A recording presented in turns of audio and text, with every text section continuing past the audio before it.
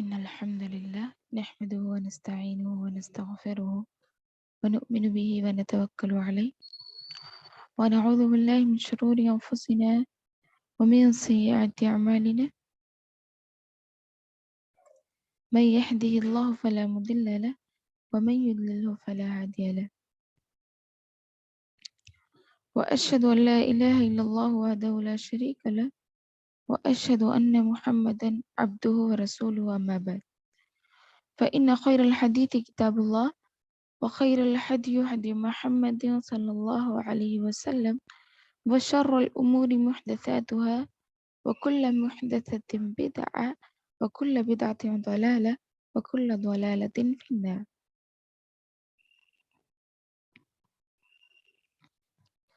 فقال الله تعالى في القرآن المجيد وفي الفرقان الحميد أعوذ بالله من الشيطان الرجيم بسم الله الرحمن الرحيم يا أيها الذين آمنوا اذكروا نعمة الله عليكم إذ جاءتكم جنود فأرسلنا عليهم ريحا وجنودا لم تروها وكان الله بما تعملون بصيرا. وقال النبي صلى الله عليه وسلم تركت فيكم أمرين لا تزلوا ما تمسكتم بهما كتاب الله وسنتي. میری پیاری بہنوں، میں آپ سب کا تہ دل سے استقبال کرتی ہوں. السلام علیکم ورحمۃ اللہ وبرکاتہ.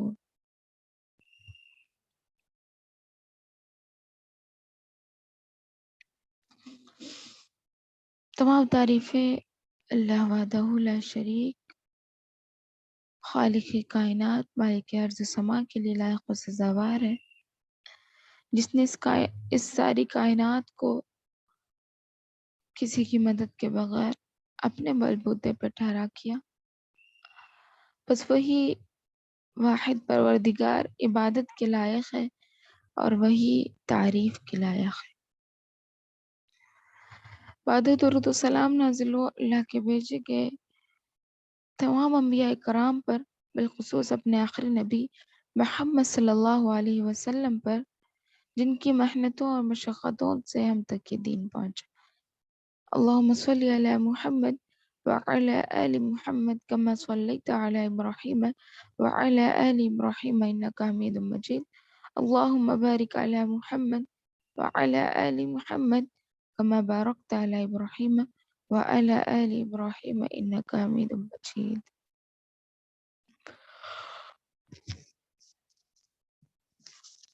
الحمدللہ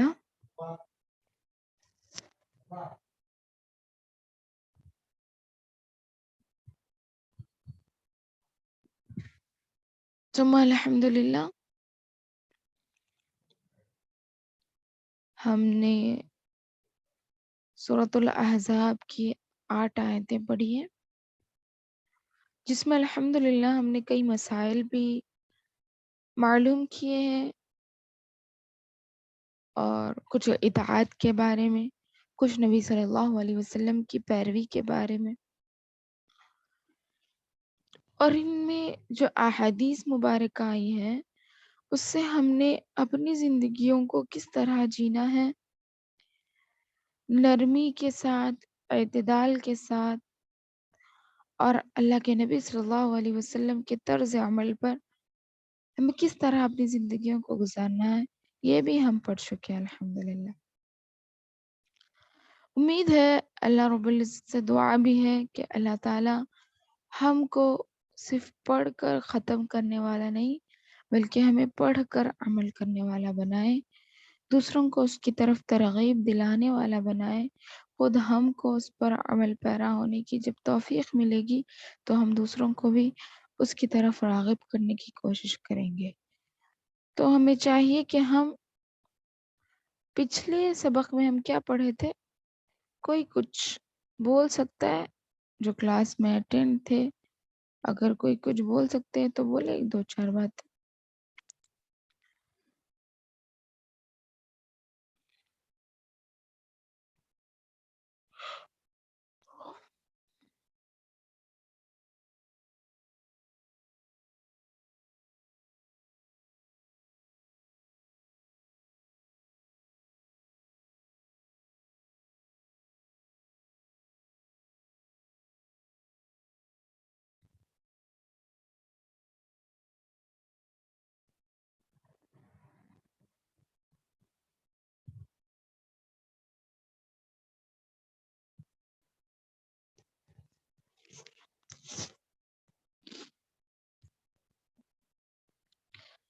خیر چلیں، اگر کوئی نہیں بولتے ہیں،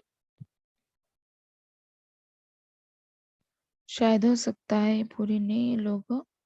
پچھلی کلاس اٹینڈ نہیں کیے ہوں. ہاں،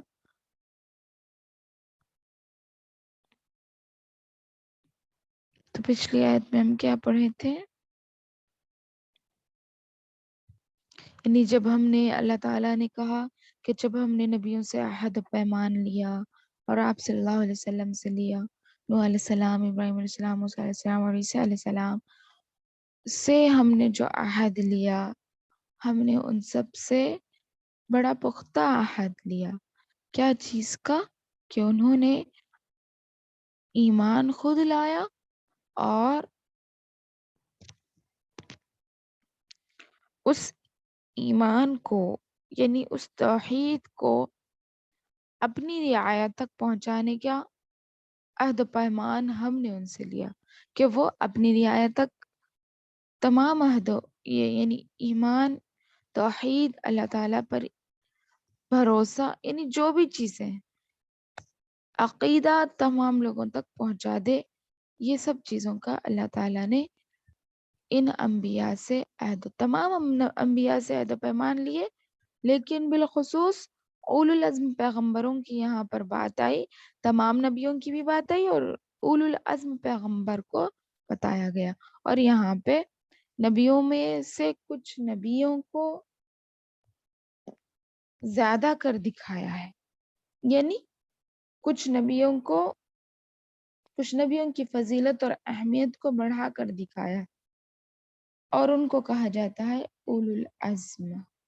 اور وہ 5 نبی ہے، ایک محمد صلی اللہ علیہ وسلم، نوح علیہ السلام، ابراہیم علیہ السلام، موسیٰ علیہ السلام اور عیسیٰ علیہ السلام.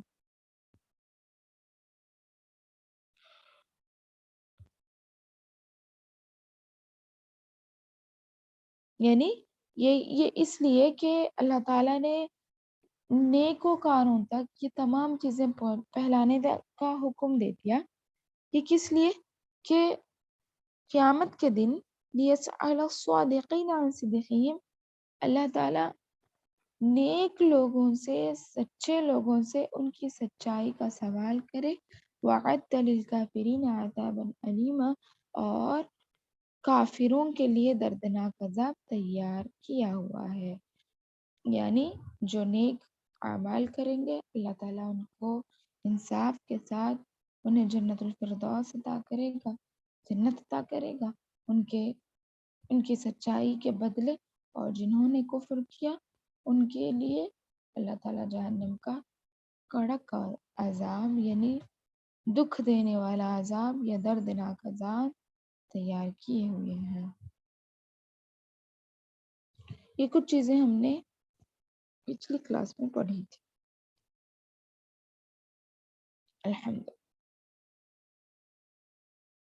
آج دیکھیے بسم اللہ الرحمن الرحیم، پہلے لفظی ترجمہ دیکھ لیں گے. یا ایھا الذین، اے وہ لوگوں، اے لوگوں جو، الذین جو، آمنو ایمان لائے، اذکروا یاد کرو، ذکر یذکر تذکیر، اسی سے یہ فعل امر ہے. اذکروا یعنی یاد کرو، نعمت اللہ، اللہ کی نعمت کو، نعمت اللہ، اللہ کی نعمت کو، علیکم، علیکم جو تم پر کیا اس نے، علیکم تم پر، اذ جب، جاءتکم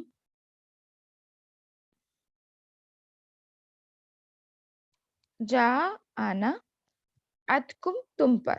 یعنی تم پر آئے،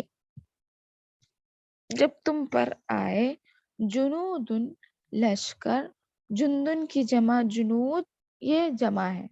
جندن لشکر یا فوج یا گروہ کچھ بھی کہہ سکتے ہیں، یعنی ایک گروپ آف پیپل، یعنی ایک حملہ کرنے کے واسطے ایک گروپ دوسرے گروپ پہ جب حملہ کرتا، دشمن کی جو فوج رہتی جندن کہتے ہیں. تو جندن کی جمع کیا ہے؟ جنود یعنی لشکر. فَأَرْسَلْنَا بس ہم نے بھیجا، ارسلہ بھیجنا، نہ ہم نے، بس ہم نے بھیجی علیہم ان پر، ریحن آندھی، وجنودن اور لشکر، لم تروہا تم انہیں نہ دیکھے، لم تروہا تم نہیں دیکھے، رآ دیکھنا، لیکن ترو یہ واحد مذکر حاضر کے لیے استعمال ہوتا ہے، تو یہ حاضر کا صیغہ ہے، اس وجہ سے تم کی بات آئے گی، تم دیکھے نہیں، لم نہیں، تروہا نہیں دیکھے، فی جہت بلم کا صیغہ ہے،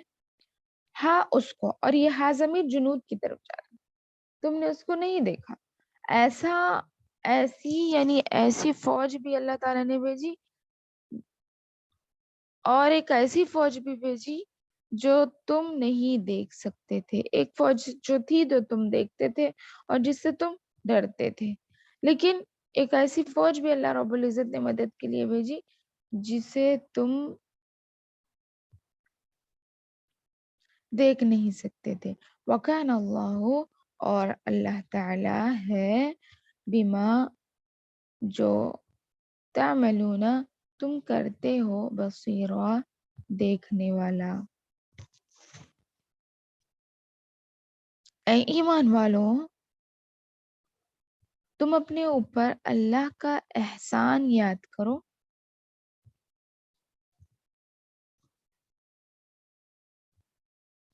یا ایہا الذین آمنوا اذکروا نعمت اللہ، اے ایمان والو تم اپنے اوپر اللہ کا احسان یاد کرو، اذ جاءتکم فوج، یعنی جب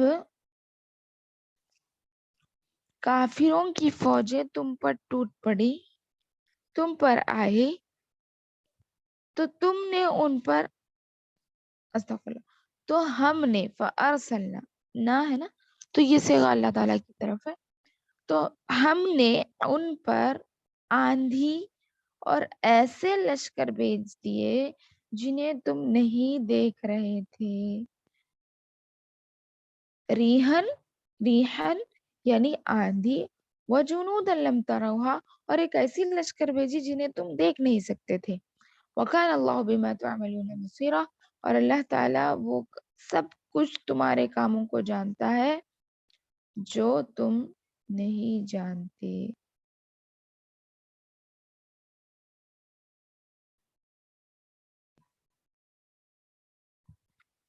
یہاں دیکھیے آیت نمبر 7 سے لے کر اس صورت میں جو ہم پیچھے پڑ چکے ہیں، جس میں عہد و پیمان اللہ تعالیٰ نے لیا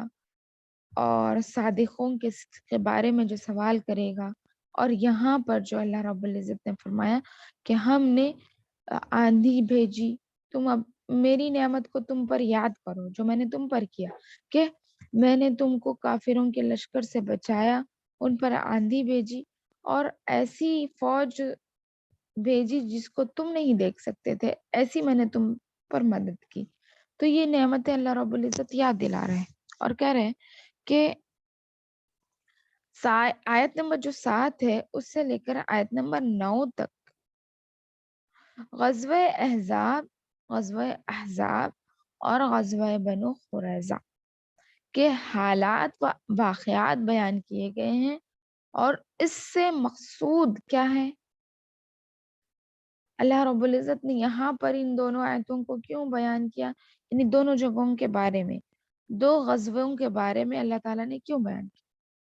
اس کا مقصد کیا ہے؟ صرف مومنوں کو اللہ تعالیٰ کی ایک عظیم نعمت کی یاد دلا کر، ایک عظیم نعمت کو یاد دلا کر نصیحت کرنا ہے کہ وہ اللہ کا شکر ادا کرے، جس کا عملی تقاضا کیا ہے؟ یہ ہے کہ وہ صرف اللہ کی بندگی کرے، ہر حال میں اس کے رسول کی اتباع کرے اور اس کی بھیجی ہوئی شریعت پر کسی دوسری چیز کو مقدم نہ کریں، جو اللہ تعالیٰ نے شریعت بھیج دی ہے اسی کو ہمیشہ مقدم آگے آگے رکھیں، کسی اور چیز کو اس سے پہلے نہ رکھیں۔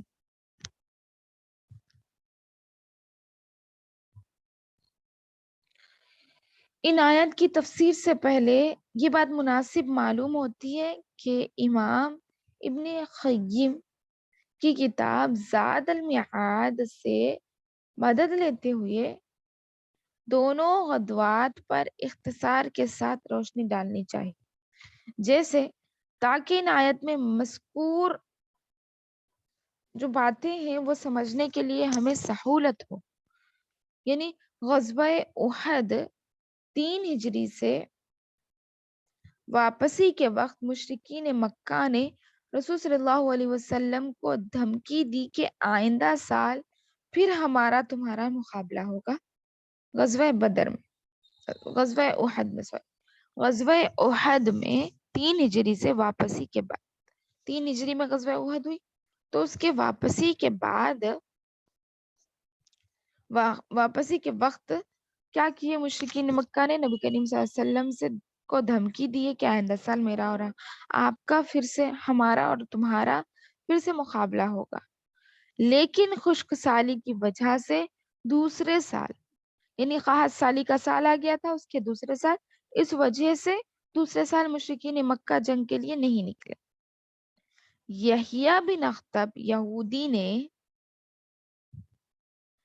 اہل قریش کی اس دھمکی کو غنیمت جانا اور رسول صلی اللہ علیہ وسلم اور مسلمانوں سے شہر مدینہ سے بنو نذیر کی جلاوطنی یعنی وطن چھوڑنے کا انتقام لینے کا موقع مناسب سمجھا، اس لیے وہ کئی دیگر سردار یعنی یہودیوں کے سردار کو لے کر مکہ گیا اور کفار قریش کو مسلمانوں کے خلاف بھڑکایا۔ یہ یہودی تھا اور اس کے شانہ بشانہ جنگ کرنے کا وعدہ کیا۔ اس کے بعد وہ لوگ قبیلہ غطفان اور دیگر قبائل عرب سے بھی جا ملے اور انہیں بھی اس جنگ میں شرکت کی دعوت کی۔ کون تھا یہ حی بن اخطب جو کہ یہودی تھا۔ اہل قریش کی اس دھمکی کو نے کیا کیا؟ اپنے لیے غنیمت سمجھ لیا کہ یہی موقع ہے مسلمانوں سے دشمنی لینے کا، تو گیا وہاں پر ان کو بھٹکایا، پھر وہاں سے بنو غطفان کی طرف گیا، وہاں لوگوں کو بھٹکایا، دیگر عرب کے قبائل سے جا ملا اور انہوں بھی جنگ میں شرکت ہونے کی دعوت دی تاکہ سب مل کر مسلمانوں کے وجود کو ہی ختم کر دیں۔ ان کا یہ ارادہ تھا، لیکن اللہ جب تک نہ چاہے پتا بھی زمین پر گر نہیں سکتا۔ یہ لوگوں کی کیا بات ہے، اللہ اکبر۔ رسول اکرم صلی اللہ علیہ وسلم کو جب ان حالات کا پتا چلا، علم ہوا، تو اللہ کے نبی صلی اللہ علیہ وسلم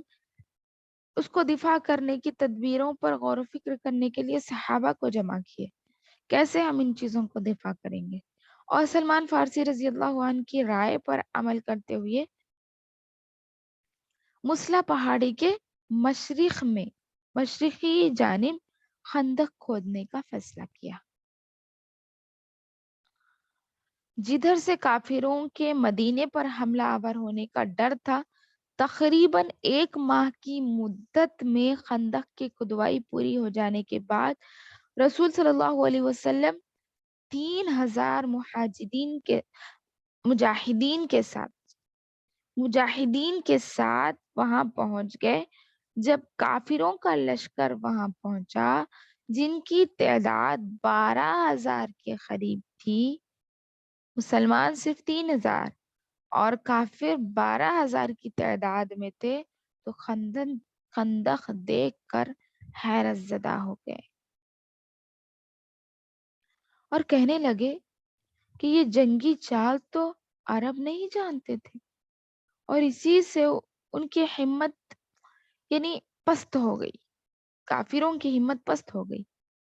حی بن اخطب جو یہودی تھا، سردار بنو نذیر یعنی مکے سے واپس آنے کے بعد بنو قریظہ کے پاس گیا اور بڑی کوششوں کے بعد انہیں رسول اکرم صلی اللہ علیہ وسلم کے ساتھ کیے گئے عہد و پیمان کو توڑنے پر آمادہ کر لیا۔ پہلے عہد و پیمان ہوئے تھے نبی کریم صلی اللہ علیہ وسلم کے بیچ اور بنو قریظہ کے بیچ، دوسرے قبیلوں کے بیچ، لیکن یہ ہے بن اخطب وہاں پر گیا اور ان لوگوں سے وعدے توڑنے پر ان لوگوں کو فورس کیا، آمدہ کیا۔ آپ صلی اللہ علیہ وسلم کو جب ان کے اس عہد کے توڑنے کی اطلاع ملی تو چند صحابہ کرام کو حقیقت حال معلوم کرنے کے لیے بھیجا۔ جب انہوں نے واپس آ کر اس خبر کی تصدیق کر دی، یعنی سچ کر دیا، سچ کہا نبی کریم صلی اللہ علیہ وسلم کو، تو آپ صلی اللہ علیہ وسلم نے فرمایا اللہ اکبر، مسلمانوں تمہیں خوشخبری دیتا ہوں، تب مسلمانوں کو کی آزمائش کی شدید گھڑی آ پہنچی اور منافقوں نے اپنے نفاق کا اعلان کر دیا، یعنی جن کے پاس بھی جا کر یہ ہے بن اخطب، جب تک اللہ تعالیٰ نے کیا کیا تھا،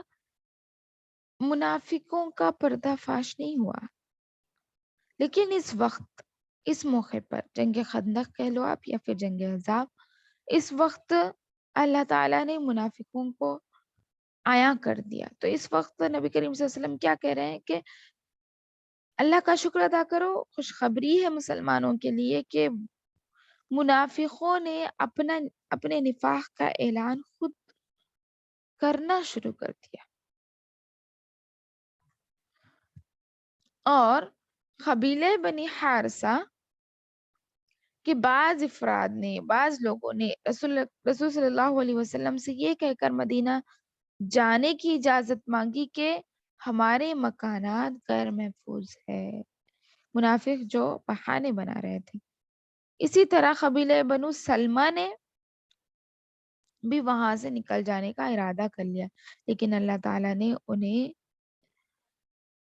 باقی کے جو مسلمان تھے انہیں ثابت قدمی عطا کی تھی، تو وہ وہاں پر ثابت قدم رہے۔ پھر مشرکین نے وہاں 1 ماہ تک قیام کیا، خندق کھدی ہوئی تھی، لیکن خندق کی وجہ سے جنگ نہ ہو سکی۔ البتہ قریش کے چند گھوڑ سوار خندق کے ایک تنگ حصے سے گزر کر آگے بڑھے، جن میں عمرو بن عبدود قریشی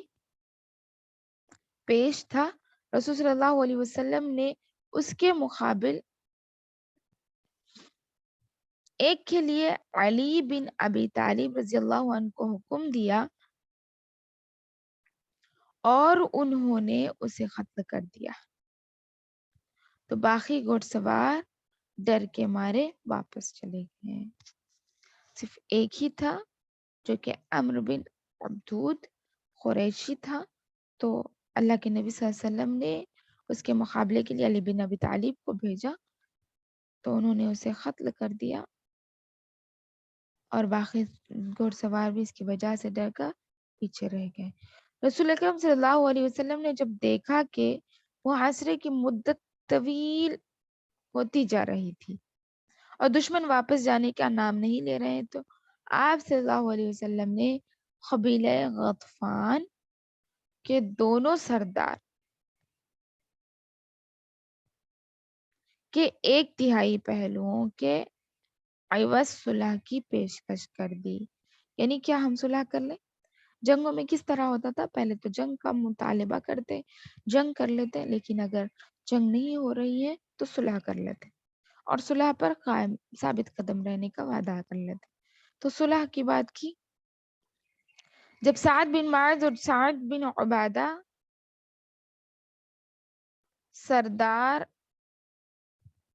سرداران اوس اور خزرج کے جو سردار تھے،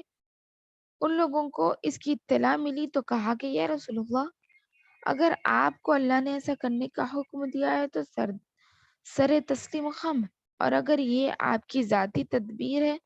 تاکہ ہماری اور ہمارے بچوں کی حفاظت ہو تو ہمیں اس کی ضرورت نہیں ہے۔ اللہ اکبر۔ صحابہ نے صبر و تحمل سے کام لیا اور اللہ تعالیٰ کی اطاعت و فرما برداری سے کام لیا، اور کہا کہ نہیں، ہم جنگ کریں گے. اگر آپ یہ ہماری اولاد کے لیے یا پھر ہمارے گھروں کی حفاظت کے لیے پیچھے ہٹ رہے ہیں تو اس کی ضرورت نہیں ہے. لیکن آپ کا حکم ہے جو اللہ تعالیٰ نے اگر آپ کو دیا ہے تو ہم ہمارا سر خم کر دیں گے آپ کے حکم کے مطابق.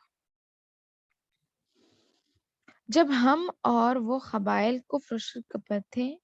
تب انہوں نے کبھی ہم سے ایسی امید نہیں کی، اور اب جب کہ اللہ نے ہمیں نعمت اسلام سے نوازا ہے اور آپ کے ذریعے ہمیں عزت دی ہے تو ہم کسی بھی حال کسی بھی معاملے میں اپنا مال انہیں نہیں دیں گے. ہمارا اور ان کا فیصلہ تلوار کرے گی. یہ صحابہ نے کہا. پھر آپ صلی اللہ علیہ وسلم ان کی بات سن کر خوش ہوئے اور اطمینان کا مظاہرہ کیا اور کہا کہ یہی میری ذاتی تدبیر تھی.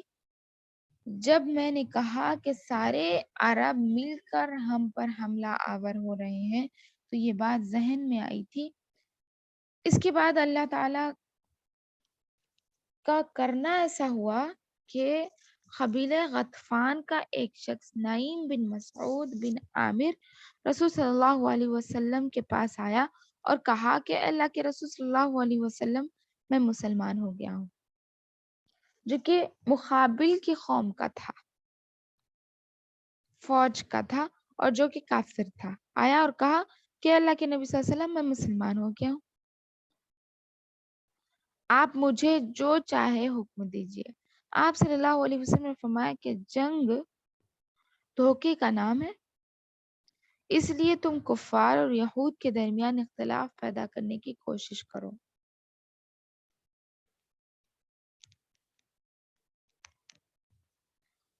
وہ صحابی پہلے بنو قریظہ کے پاس گئے جن کے ساتھ ان کا پہلے سے تعارف تھا اور کہا کہ اگر اہل مکہ کی شکست ہوئی تو وہ مکہ واپس چلے جائیں گے اور تم محمد کو اپنا دشمن بنا لو گے. انہوں نے پوچھا کہ پھر کیا کیا جائے. نعیم جو کہ صحابی ہو گئے تھے انہوں نے کہا کہ جب تک وہ لوگ اپنے کچھ افراد تمہارے پاس بطور رہن نہ رکھ دیں ان کے ساتھ مل کر جنگ نہ کرو. پھر قریش کے پاس گئے اور ان سے بھی کہا کہ تمہیں معلوم ہے کہ میں تمہارا دوست اور خیر خواہ ہوں. مجھے خبر ملی ہے کہ بنو قریظہ والے محمد کے ساتھ اپنا عہد توڑنے پر نادم ہے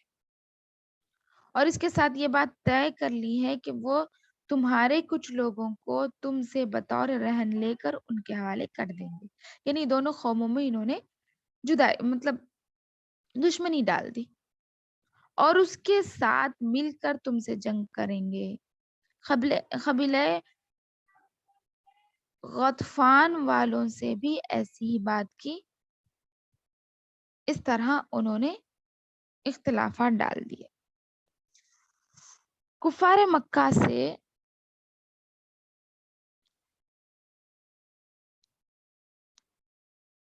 سنیچر کے دن یہود بنو قریظہ کی خبر بھیجی. یہود کو یعنی یہودیوں کو بنو قریظہ کو خبر بھیجی کہ اب ہمارے لیے یہاں زیادہ دیر تک قیام کرنا مشکل ہے، اس لیے آؤ آج ہی ہم سب ایک ساتھ مل کر محمد اور اس کے ساتھیوں پر حملہ کر دیں. یہودیوں نے کہا کہ آج تو سنیچر کا دن ہے اور تمہیں معلوم ہے کہ ہمارے آبا و اجداد نے اس دن کی بے حرمتی کر کے اللہ کی کیسی سزا بھگتی تھی. دوسری بات یہ کہ تم لوگ جب تک ہمارے پاس اپنے کچھ افراد بطور رہن نہیں رکھو گے ہم تمہارے ساتھ مل کر جنگ نہیں کریں گے. قریش والوں نے ان کی یہ بات سن کر کہا کہ نعیم نے سچ کہا تھا اور اپنے کچھ افراد نے بطور رہن دینے سے انکار کر دیا. یہودیوں نے ان کی یہ بات سن کر کہا کہ نعیم نے ٹھیک ہی کہا تھا، چنانچہ قریش اور بنو قریظہ دونوں ہی ایک دوسرے کے لیے شانہ بشانہ جنگ کرنے سے انکار کر دیے۔ اللہ کا مسلمانوں پر یہ بھی کرم ہوا کہ شدید سردی والی رات میں تیز ہوا چلی، جس سے دشمنوں کے خیمے اڑے اور اکھڑ گئے، ہانڈیاں الٹ گئی اور فرشتوں نے اللہ کے حکم سے ان کے دلوں میں شدید خوف اور رعب پیدا کر دیا، اور انتہائی بے چینی اور پریشانی کے عالم میں وہاں سے جیسے تیسے وہ لوگ کیا کریں، بھاگ نکلے۔ اور نبی کریم صلی اللہ علیہ وسلم نے حذیفہ بن یمان رضی اللہ عنہ کو حقیقت حال دریافت کرنے کے لیے بھیجا۔ انہوں نے آ کر آپ صلی اللہ علیہ وسلم کو خبر دی کہ واقعی کفار وہاں سے بھاگ چکے ہیں، تو آپ کو اطمینان ہوا کہ اللہ نے تمام کفار عرب کو بغیر جنگ کے شکست دے دی ہے۔ نبی کریم صلی اللہ علیہ وسلم اور صحابہ اکرام جب مدینہ واپس آئے تو ظہر کا وقت تھا۔ اس وقت جبرائیل علیہ السلام آئے اور خبر دی کہ اللہ نے آپ کو یہودی بنو قریظہ کی طرف جانے کا حکم دیا ہے،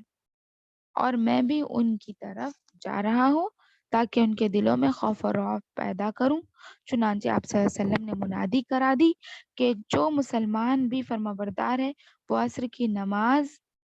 بنو قریظہ کے پاس بنو قریظہ کی طرف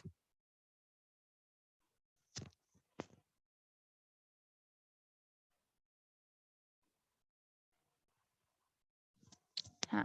جو بھی مسلمان ہیں منادی لگا دی کہ عصر کی نماز بنو قریظہ کے پاس پڑھے، اور مسلمانوں کا جھنڈا علی بن ابی طالب کے ہاتھوں میں دیا رضی اللہ عنہ۔ 25 دنوں کے بعد محاصرے کے بعد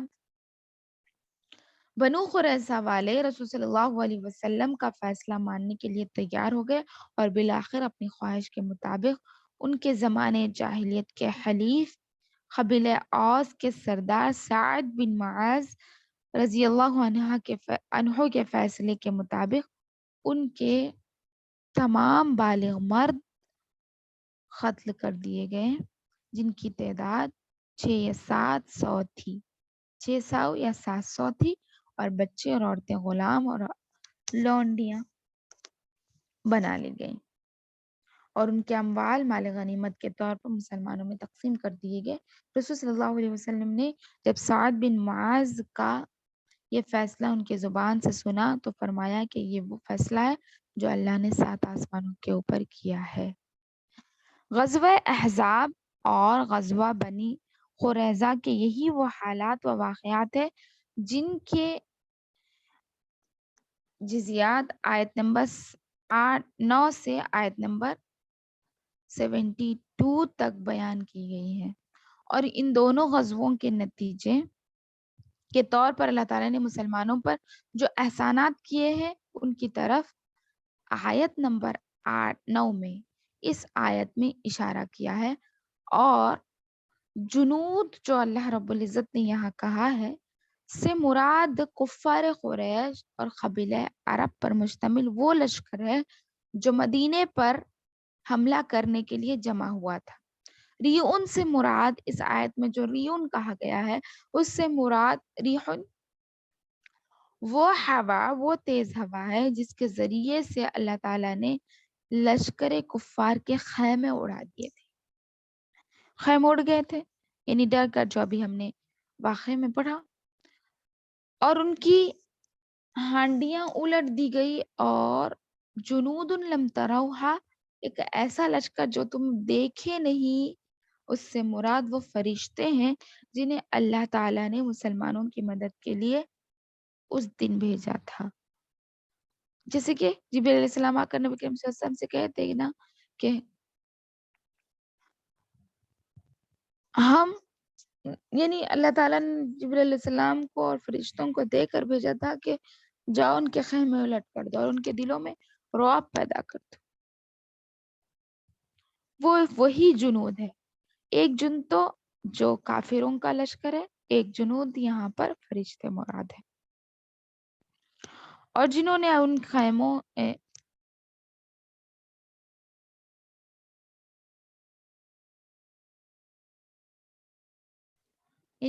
یہی فرشتے تھے جنہوں نے کیا کیا، ان کے خیمے اکھاڑ پھینک دیے، اور ان کی آگ جو بھڑک رہی تھی ان کے دلوں میں، کافروں کے دلوں میں جو مسلمانوں پر، اس آگ کو بجھا دی اور ان کے دلوں میں رعب ڈال دیا اور ان کو تتا بتا کر دیا۔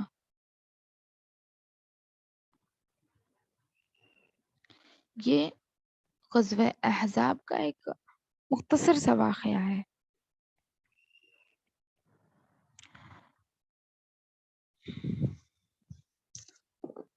تو اس آیت سے ہمیں یہ سبق ملا کہ ہمیں ہر حال میں جب ہم اللہ تعالیٰ کے اوپر بھروسہ کرتے ہیں تو ہر حال میں ثابت قدم رہنا چاہیے۔ تو ثابت قدمی کا یہ نتیجہ ہوتا ہے کہ اللہ رب العزت ان کی مدد کرتا ہے۔ یہاں پر اللہ رب العزت اپنی نعمتوں کو یاد دلا رہا ہے کفار قریش کو، یعنی مسلمانوں کو اپنی نعمت یاد دلا رہا ہے، مسلمانوں کو جو اللہ نے کفار کے مقابلے میں ان پر کی۔ اذکروا، یاد کرو نعمت اللہ، اللہ کی نعمت کو، علیکم، جو اس نے تم پر کی، جاءتکم جنودن، کہ تمہارے اوپر یعنی وہ لشکر آنے والا تھا۔ کافروں کی تعداد 12,000 تھی اور نبی کریم صلی اللہ علیہ وسلم یعنی مسلمانوں کی تعداد 3,000 تھی۔ اس کے باوجود بھی ان لوگوں نے اچھی تدبیریں اپنائی تھی جس کی وجہ سے مسلمان کامیاب ہو گئے، اور اللہ پر بھروسہ تھا، اس پر اعتماد، اور پیچھے نہیں ہٹے بلکہ نبی صلی اللہ علیہ وسلم کا پورا پورا ساتھ دیے، اور کہیں کہ ہماری اولاد کی بھی جانوں کی حفاظت کے ڈر سے اگر آپ ہمیں بھیجنا چاہتے ہیں تو نہ بھیجیں، ہم ڈٹ کر مقابلہ کریں گے، اور انہوں نے اس طرح کیا، اللہ تعالیٰ نے ان کی مدد کی، سبحان اللہ۔ تو ہمیں بھی اس سے سیکھنا چاہیے۔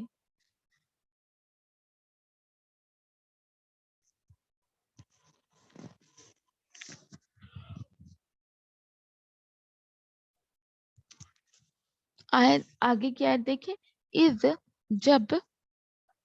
جاؤکم، وہ تم پر آئے، یعنی کفار، من فوقکم، من سے، فوقکم تمہارے اوپر سے، کم تمہارے، فوقی اوپر، ومن اسفل اور نیچے سے، منکم تمہارے، وَإِذْ اور جب، زاغت الابصار، زاغت یعنی اندھا پن، یعنی کج ہو گئی آنکھیں، مدھم جسے ہم کہتے ہیں، ٹھیک ہے، اور بلغت القلوب، بلغا پہنچ گئے، پہنچنا، دل، قلوب یعنی دل، قلب کی جمع قلوب دل ہے، جمع ہے، حناجرہ اور گلے، وتظنون اور تم گمان کرتے تھے، باللہ اللہ کے بارے میں، ظنونا بہت سارے گمان، یعنی یہاں پر جب دشمن تم پر چڑھ آئے، تم پر چڑھ آئے، تمہارے اوپر سے اور تمہارے نیچے سے، اور جب آنکھیں پھترا گئیں اور دل گلے تک پہنچ گئے، یعنی مسلمانوں کی آنکھیں پترا گئی ڈر کے مارے اور دل گلے تک پہنچ گئے ڈر کے مارے، اور تم لوگ اللہ کے بارے میں مختلف قسم کے گمان کرنے لگے۔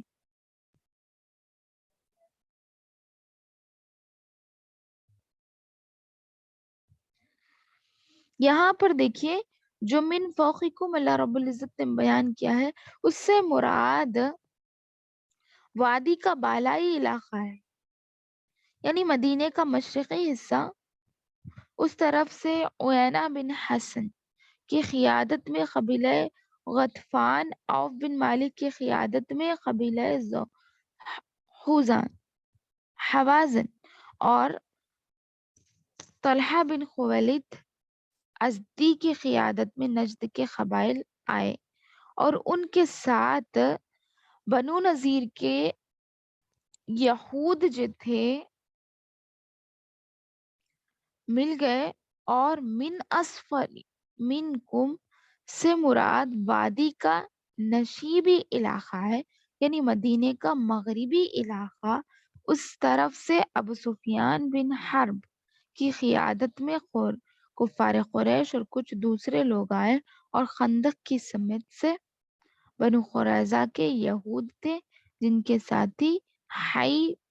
بن اخطب یہودی اور عامر بن طفیل وغیرہ تھے، یعنی ہر جانب سے ان پر حملہ کرنے والے لوگ موجود تھے، جس کی وجہ سے یہاں پر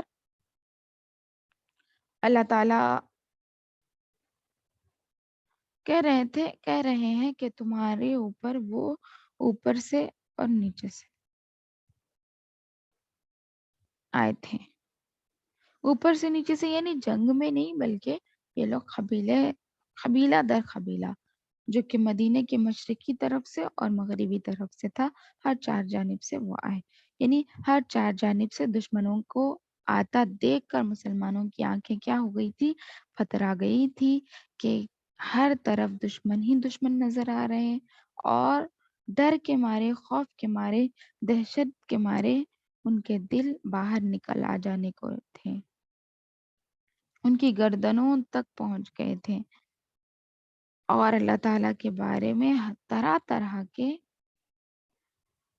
وہم و خیالات ان کے دلوں میں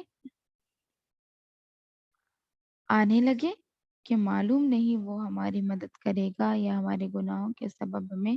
ذلیل و رسوا کر دے گا۔ اس طرح کا انہیں ڈر بھی تھا، لیکن اللہ نے ان کی بھرپور مدد کی، کیونکہ انہوں نے کوشش کی۔ 1 مہینہ پہلے سے خندق کھود رہے تھے، اور یہ بھی رمضان کا موقع تھا۔ بھوکے پیاسے صحابہ، اور اس وقت قحط سالی کا بھی سال تھا، قحط سالی جب ہی ختم ہوئی تھی، اس وجہ سے صحابہ بھوکے پیاسے اپنے پیٹوں پہ پتھریں باندھ کر خندق کھودا کرتے تھے۔ تو ان کی یہ محنت کو اللہ رب العزت نے جانے نہیں دیا، بلکہ ان کا بھرپور ساتھ دیا، اور انہیں کافروں کے مقابلے میں غالب کر دیا، یعنی جتا دیا، بلکہ کافروں کو شکست ملی۔ ڈر کر بھاگ جانا یہ بھی شکست ہے، مقابلہ کرنا اس میں ہار جانا وہ بھی شکست ہے، اور ڈر کر بھاگنا یہ بھی شکست ہے۔ تو اس وجہ سے وہ جو ڈر کر چلے گئے تھے تو وہ بھی شکست تھی، بلکہ اس میں کفار کی شکست ہوئی اور مسلمانوں کی کامیابی ہوئی۔ تو یہاں ہم کو یہ واقعے سے،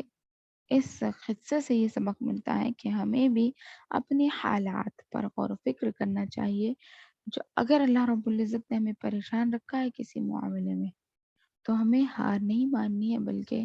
ہمیں اللہ پر پختہ یقین کے ساتھ بھروسہ رکھنا ہے کہ انشاءاللہ حالات سدھریں گے۔ اور یہ بھی دشمن ایک دم سامنے تھا، اس کے باوجود بھی 12,000 کے دشمن حملہ کرنے والے تھے، اس کے باوجود بھی اپنی جانیں اور مال اللہ کے راہ میں صرف کر دیے تھے، بلکہ اللہ راضی ہو جائے ہم سے، اس سے زیادہ کوئی نہیں۔ آج کوئی ہے ایسا ہماری اس دور میں، اگر کس سے کہا جائے کہ تم اللہ کے راہ میں اپنی یہ چیز دے دو، ہمارے دل میں وہ ایمان باقی نہ رہا۔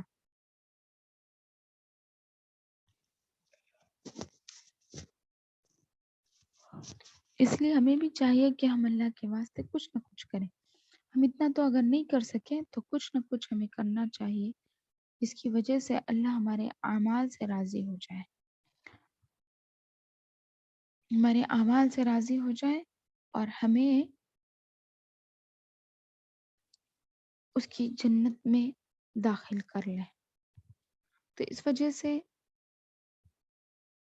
ہمیں ثابت قدمی کا مظاہرہ کرنا چاہیے ہماری پریشانیوں پہ، ہماری دکھوں پہ، ہمارے غموں پر، اور جو بھی حزن ہم کو پہنچا ہو، جو بھی تکلیف ہمیں پہنچی ہے، اللہ کو اس میں یاد کرنا چاہیے اور اس پر شکر ادا کرنا چاہیے۔ کچھ پریشانیاں ہمیں اللہ کے بہت زیادہ قریب کر دیتی ہیں، ان پریشانیوں پر بھی ہمیں اللہ رب العزت کا شکر ادا کرنا چاہیے کہ اللہ کے قریب کی ہے مجھے اس پریشانی نے، کیونکہ یہ دنیا تو صرف فانی ہے، فنا ہونے والی ہے۔ یہاں آپ چاہے کچھ بھی کما لے، چاہے عزت، چاہے ذلت، چاہے کوئی اور چیز، چاہے دولت، چاہے غریبی، چاہے مسکینی، کچھ بھی آپ کما لے، یہ ختم ہونے والی ہے، یہ ختم ہونے والی ہے، یہ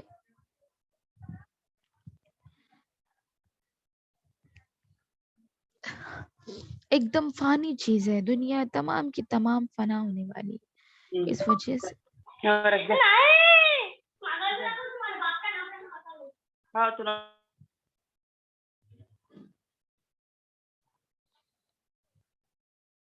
تو اس لیے ہمیں چاہیے کہ ہم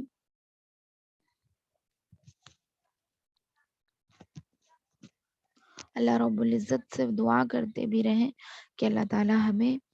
ثابت قدم رکھے ہماری پریشانیوں کے تحت، اور ہمارے گناہوں کو معاف کرے۔ کچھ پریشانیاں ہمارے گناہوں کی وجہ سے بھی ہو سکتی ہیں، تو اس لیے ہمیں گناہوں کی معافی بھی مانگتے رہنی چاہیے۔ جی، پیچھے سے بھی ہم کچھ صورتیں یعنی ترجمہ پڑھ رہے تھے، لاسٹ کلاس میں سورۃ الفلق اور سورۃ الناس کا ورڈ ٹو ورڈ ترجمہ دیکھے، جو کہ ہم نمازوں میں صورتیں پڑھتے ہیں جس کی وجہ سے ہمارے لیے آسانی ہو جب ہم نماز پڑھیں۔ تو آج ہم کون سی صورتیں پڑھیں گے؟ سورۃ الاخلاص اور سورۃ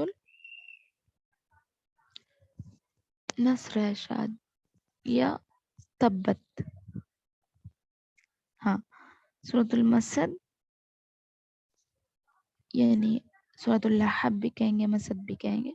سورۃ اللحب ہے اور سورۃ الاخلاص ہے۔ پہلے سورۃ الاخلاص کا آپ ورڈ ٹو ورڈ ترجمہ دیکھ لیں۔ بسم اللہ الرحمن الرحیم، رب اشرح لی صدری ویسر لی امری واحلل عقدۃ من لسانی یفقہوا قولی۔ ورڈ ٹو ورڈ ترجمہ دیکھ لیں۔ قل، اے نبی صلی اللہ علیہ وسلم کہہ دیجئے، ہوا اللہ، ہوا وہ، اللہ اللہ، ایک ہے، احد احد، ایک ہے۔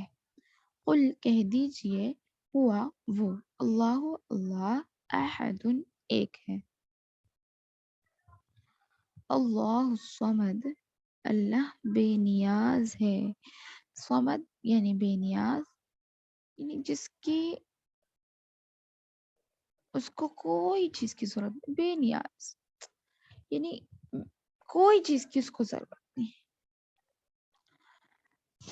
کوئی چیز کی ضرورت اس کو نہیں، اس لیے اس کو بے نیاز۔ جیسے ہم کو ہر چیز کی ضرورت پڑتی ہے،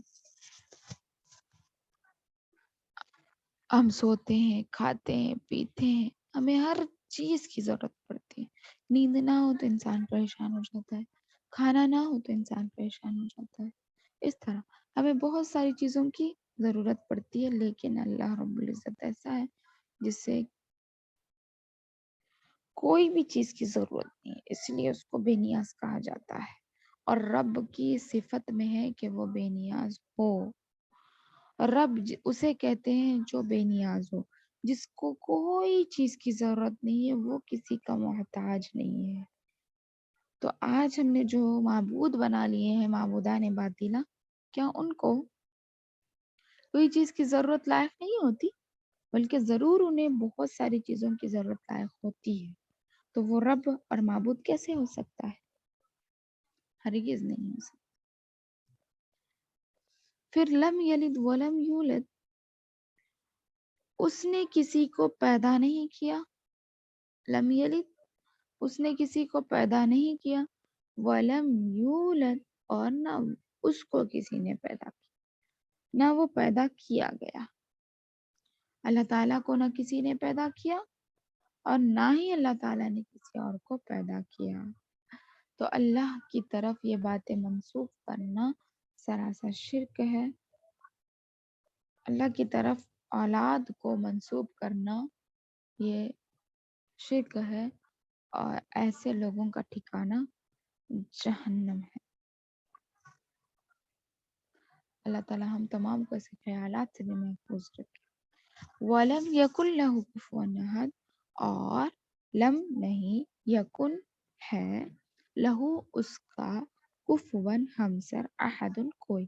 اور اس کا کوئی ہمسر نہیں ہے۔ وا اور لم نہیں، یکن ہے، لہو اس کا، اس کے لیے، کفواً ہمسر، احد کوئی، اور اس کا کوئی ہمسر نہیں ہے۔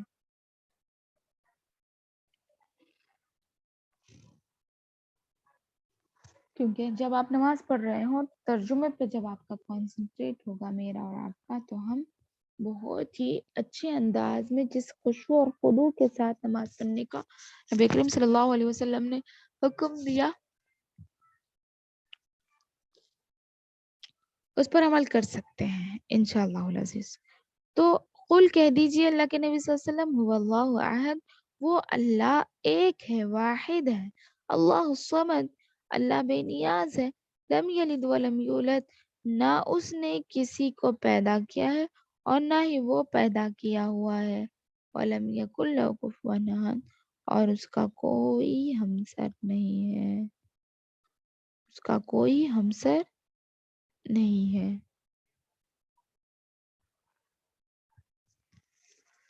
یہی ہو گیا سورۃ الاخلاص کا صرف ترجمہ۔ میں صرف ترجمہ بیان کر رہی ہوں، اگر تفسیر میں جائیں گے سورۃ الاخلاص کی تو ایک پورے 24 گھنٹے بھی بس نہیں ہوتے۔ تبت، ٹوٹ گئے، یدا، دونوں ہاتھ، سورۃ المسد، تبت، ٹوٹ گئے، یدا، تثنیہ کا صیغہ ہے، دونوں ہاتھ،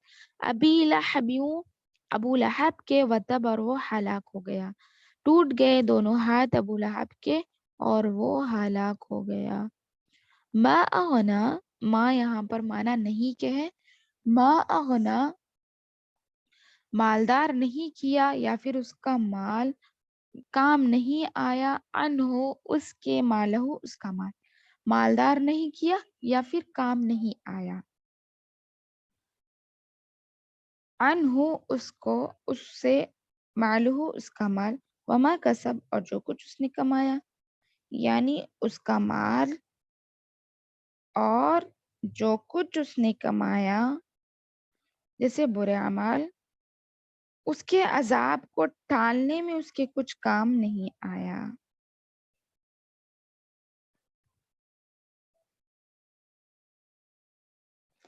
یعنی اس کو غنی نہیں کیا اس کے مال نے۔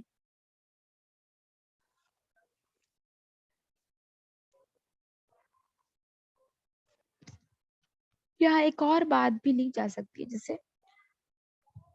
اسے غنی نہیں کیا اس کے مال نے، یعنی مالدار، اصلی مال، اصلی غنی آدمی کون ہے؟ غنی یعنی مالدار آدمی کون ہے؟ جس کو ایمان کی دولت ملی ہو، وہ اصلی دولت ہے، ورنہ یہ ساری دولت تو حقارت ہونے والی ہے، مٹی میں ملنے والی، کیونکہ کوئی خبر میں مال لے کر نہیں جائے گا، صرف اعمال لے کر جائے گا، اس وجہ سے یہ اعمال، یہ مال بیکار ہے۔ ہاں، اگر کوئی شخص مال کی دولت رکھتا ہے اور اس کے ساتھ ساتھ ایمان کی بھی دولت رکھتا ہے اور اس مال کو اللہ کی راہ میں خرچ بھی کرتا ہے، یہ اس کے لیے نور علی نور ہے۔ لیکن اس کے علاوہ سے جو مال اللہ رب العزت نے اسے دے رکھا ہے لیکن ایمان کی دولت اسے نصیب نہیں ہوئی، تو وہ اس کے لیے بیکار ہے، اور یہ غنی کرنے والا مال نہیں۔ اس کے بعد کی آیت میں سَيَصْلَىٰ نَارًا ذَاتَ لَهَبٍ، ان قریب داخل ہوگا، یصلا داخل کیا جائے گا یا پھر ڈالا جائے گا، نارن آگ میں، ذات لہب جو شعلے مار رہی ہو، لہب شعلے والی، ذاتہ والی، لہب شعلے والی، شعلے والی آگ ہے اور اس میں وہ ڈالا جائے گا، وَامْرَأَتُهُ، اور اس کی بیوی، اور اس کی بیوی جو لوگوں کے درمیان آگ لگاتی پھرتی تھی، حمالۃ الحطب، یعنی لڑکیوں اور لکڑی کا ایندھن بناتی تھی، یا یہ بھی معنی ہو سکتا ہے اس کا کہ وہ نبی صلی اللہ علیہ وسلم جب بھی راستے سے چلتے تو کیا کرتی تھی، راستے میں کانٹدار لکڑیاں بچھویا کرتی تھی، تو اس وجہ سے بھی اللہ تعالیٰ نے اس کو یہ سزا دی ہے۔ تو حمالت الحطب یعنی لادنے والی، حمّا لکڑیوں کا بوجھ اٹھانے والی، اللہ تعالیٰ اس کو ہی جہنم کا ایندھن بنائیں گے، جو یہ لکڑیاں سمیٹ کر دنیا میں نبی صلی اللہ علیہ وسلم کو اور صحابہ کو، مسلمانوں کو، اسلام پرست لوگوں کو جو تکلیف دیا کرتی تھی، تو اللہ تعالیٰ اس کو بھی کیا کریں گے، جہنم میں اسی طرح کی سزا دیں گے۔ فی جیدہا اس کی گردن میں رسی ہوگی، جیدہا اس کی گردن میں حبل رسی ہوگی، من مسد کھجور کی بٹی ہوئی، ایسی رسی ہوگی جو کھجور کی بٹی ہوئی ہوگی،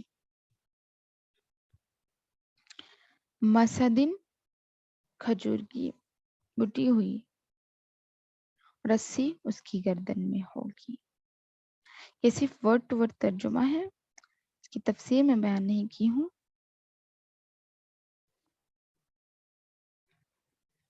کیونکہ ہم جب نمازوں میں پڑھتے ہیں تو ہمیں ورڈ ٹو ورڈ ترجمہ